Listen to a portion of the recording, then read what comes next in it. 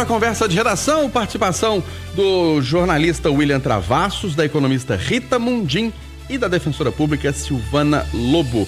Você, ouvinte, Tatiaia, você, internauta, também pode participar da conversa de redação mandando sua opinião pelo nosso chat no YouTube. Mas você tem que ir no nosso canal fazer sua inscrição. São 2.860.000 inscritos. Aí você faz a sua inscrição, ativa as notificações, ativa o sininho, dá o seu like, seu joinha, dá a sua curtida e participa do nosso chat.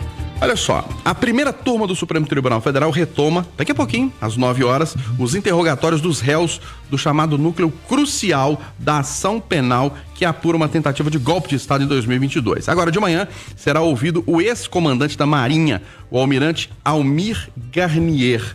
Segundo as investigações da Polícia Federal, ele era o único dos comandantes das 3 Forças Armadas que era a favor do suposto golpe em 2022. Ontem, o tenente-coronel Mauro Cid reafirmou que o ex-presidente Jair Bolsonaro editou um documento golpista e manteve nesse documento uma suposta ordem de prisão do ministro do Supremo, Alexandre de Moraes. Silvana Lobo, bom dia.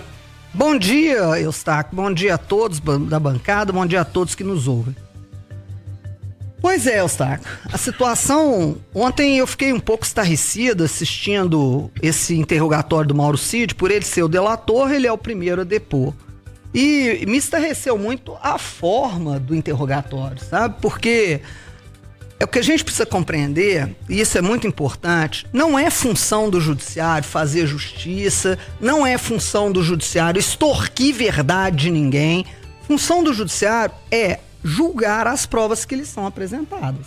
Então veja bem, o Ministério Público, a Procuradoria da República fez uma denúncia imensa com base num inquérito policial mais imenso ainda, feito pela Polícia Federal com um relatório de mais de 800 páginas. Muito bem, as testemunhas foram ouvidas, um caminhão de testemunhas ouvido por diversos juízes que fazem uma assessoria lá dos ministros do Supremo, e chegamos ao ato final praticamente, né, da produção de provas, que é o interrogatório. O interrogatório é um meio de defesa, mas também é um meio de provas. E o que acontece? A forma com que as pessoas estavam sendo, com que o Mauro Cid foi interrogado, inclusive falando com ele, peraí, meu amigo, então se você falou isso, quer dizer que você falou... Aqui não quer dizer nada, ele falou o que ele falou. Se depois o juiz vai ter inferências ou vai fazer, vai concluir a respeito do que ele falou junto com as provas que ele tem, isso é depois, não é num momento de interrogatório. Isso me deixou chocada, e tão chocada também fiquei, porque na minha época, e já se vai longe, já tem 3 anos que eu parei de atuar diretamente no judiciário, os interrogantes não ficavam todo mundo junto, um ouvindo interrogatório do outro, não. Pode ser que haja necessidade de ter alguma cariação, alguma coisa. E o interrogatório, inclusive, transmitido. Aí, realmente, eu não... Olha, gente, eu cada dia mais velha, óbvio, né? Todos nós estamos.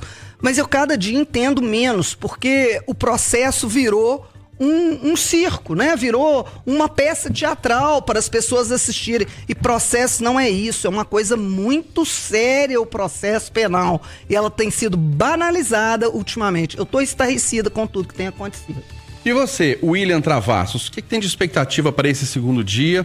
O depoimento previsto do almirante Almir Garnier, que pelas investigações na época do suposto golpe, ele colocou as tropas da Marinha à disposição do ex-presidente Jair Bolsonaro. Ontem, Mauro Cid. Amanhã deve ser Bolsonaro. Bom dia pra você. Bom dia, Eustáquio Ramos. Bom dia, bancada. Bom dia, os ouvintes da Itatiaia. Não, primeiro eu tô ouvindo a Silvana chamando o STF, né, de circo. Foi isso que você falou, né? E aí, eu como brasileiro, ouvindo de uma pessoa do direito esse tipo de coisa, eu aumento cada vez mais a minha dúvida em relação a esse julgamento. Porque ontem eu ouvi o Mauro Cid falando, não sei, eu acho, com um monte de dúvidas e uma pressão por parte do Alexandre de Moraes em cima disso. E chegou um momento, eu até conversava com a Silvana ali antes de entrar na conversa de redação, que foi aquele momento, não, mas falaram de mim? Aí vira uma piada. Não, sim, falaram, mas o que eles falaram de mim? Aí pareceu, eu me senti naquele ambiente de fofoca, sabe? Assistindo uma grande discussão sobre fofoca. Falaram mal, aqueles memes, só sabe, o cara dá uma risada, o cara que tá prestando depoimento. Aí a Silvana toca num ponto importante, que assim, o juiz, que está fazendo esse interrogatório é o sujeito que é alvo dessa trama golpista inteira. Vítima, ele é vítima. Ele é vítima, então ele não indireta, poderia. mas é vítima. Aí eu automaticamente, tudo bem, Silvana, beleza, e aí, o que a gente faz? Porque quem vai colocar ali uma ordem nesse circo que a Silvana está chamando, aí ela fala assim... Você falou circo, não me vem agora amenizar. Não, eu falei que o espetáculo está similar. Está similar a um circo, ok. E aí eu pergunto, e aí, quem é que resolve isso? É o próprio STF. Falei, mas o STF está julgando e está fazendo isso e ninguém fala nada. Então, quem é que vai organizar esse cenário, esse interrogatório? Aí ela fala para mim, Deus. Então, assim, o resultado já está definido. Não, Travassos, eu vou te ser sincero, eu fico estarrecido com isso que você falou, ninguém fala nada, nós não ouvimos a magistratura falando nada a respeito disso, o Ministério Público falando nada a respeito disso, a OAB não fala nada a respeito disso e nós não vemos os professores de direito se indignando em relação a isso. Isso, para mim, o silêncio de toda a sociedade, mas principalmente da sociedade jurídica, para mim é uma coisa sem sentido.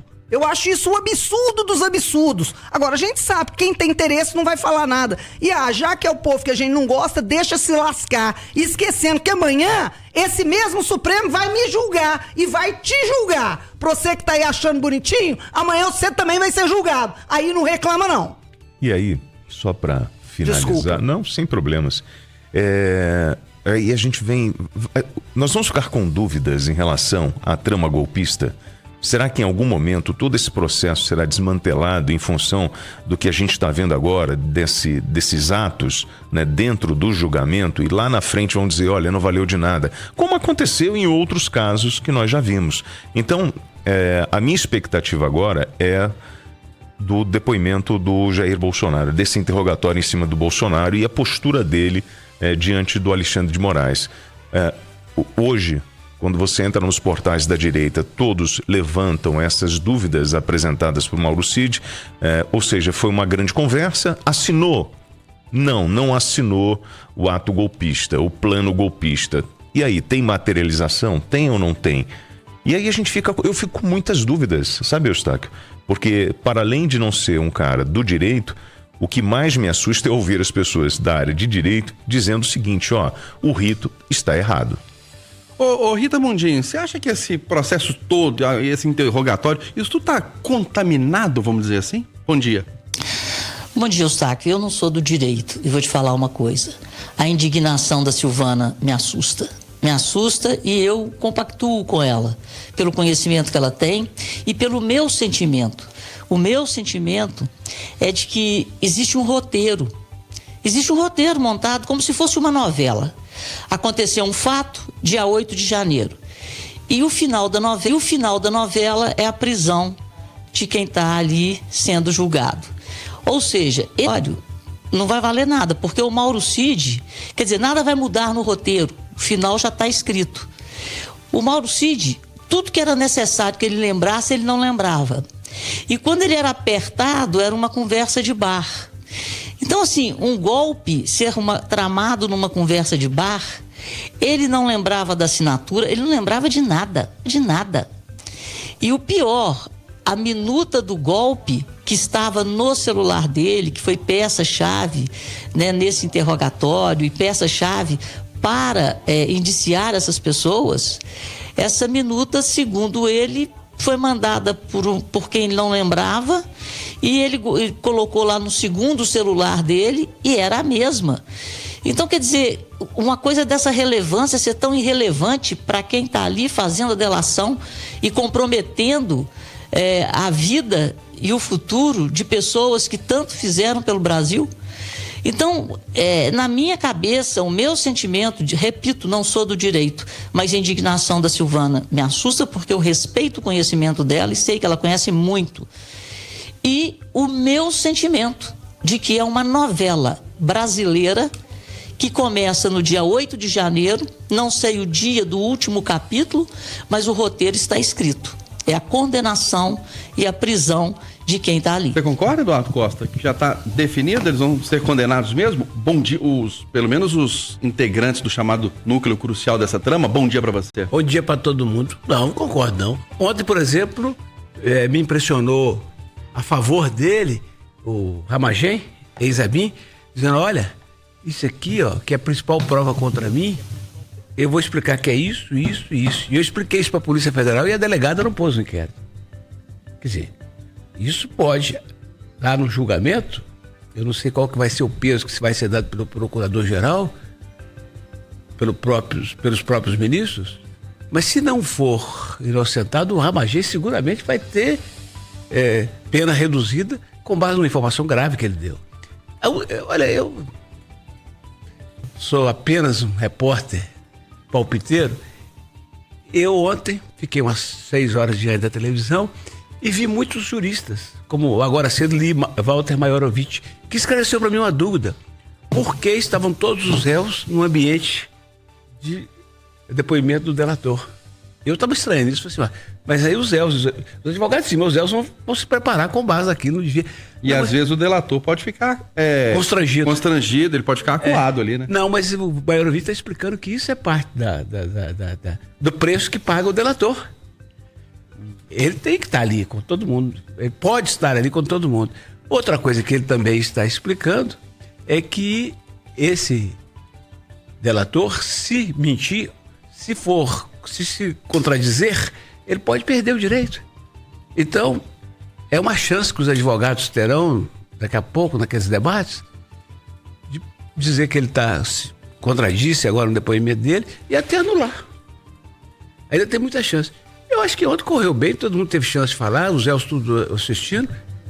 Estou animado. Acho que vai ser eu discordo que seja julgamento político, eu discordo que já esteja tudo definido.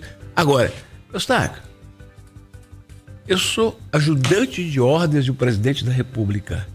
Eu digo que ele recebeu uma minuta de golpe de Estado. Ele editou a minuta. Ele falou, não, esse aqui nós não vamos prender, esse aqui nós não vamos prender, vamos prender. Ele chamou os 3 chefes das Forças Armadas para poder fazer um golpe de Estado. Não topou 2, não. Eustáquio, isso está dito. O Eduardo não gosta do Bolsonaro. Gente, eu já até disse que o Alexandre Moraes não devia estar conduzindo esse julgamento. Eu já disse que a primeira turma não devia conduzir sozinha, devia ser o plenário do Supremo. E digo mais, até repetido aqui, que se o Bolsonaro for condenado, o próximo governo anistiar, para mim tá tudo certo, fica 0-0, já anistiaram o Lula, depois da Lava Jato. E lembrando, só, desculpa te interromper, Eduardo Costa, não estou dizendo que o ministro está certo ou errado, que o Mauro Cid está certo ou está errado, mas lembrando que a delação premiada, ela não é utilizada sozinha para um processo. O que o delator fala, isso é corroborado em provas, em documentos, em outras declarações. Claro. Acabei de falar aqui de um episódio da Polícia Federal na qual eu confio que não foi honesta, ou não foi correta, segundo o Ramagem. Que vem os debates. Agora, Edu, quebrar a democracia, eu concordo com você, qualquer um, né, que tenta quebrar a democracia, nós não podemos permitir isso. Agora, tem materialidade nesse sentido? Porque, assim, o ato foi colocado em prática? Esse aqui eu acho que é o questionamento. Mas a lei diz que tentativa de golpe de Estado é crime. Mas quem sou eu para dizer isso? É o resultado do julgamento que vai dizer. Então, aí eu conversava com a Silvana hoje, eu fiz essa provocação, mas pensar, editar uma minuta e não assinar e não colocar em prática é crime? Não é, Silvana? Porque a legislação diz que tentativa de abolição do Estado Democrático de Direito é crime. Aí é que é o problema. O que é tentativa? Tentativa é iniciar a execução de um ato que não termina por vontade alheia à vontade do agente. E eu pergunto, quem foi que impediu com que eles fizessem o golpe? Os 2 comandantes. Então, os 2 comandantes. Mas os 2 comandantes não estariam na trama? Não fariam parte da trama? Não. Bom, eu entendo que ficou em ato preparatório. A resposta para você olha aqui, vamos fazer um golpe de Estado. O da Marinha falou ok, o do Exército falou não. E o da Aeronáutica não. Então, houve sim.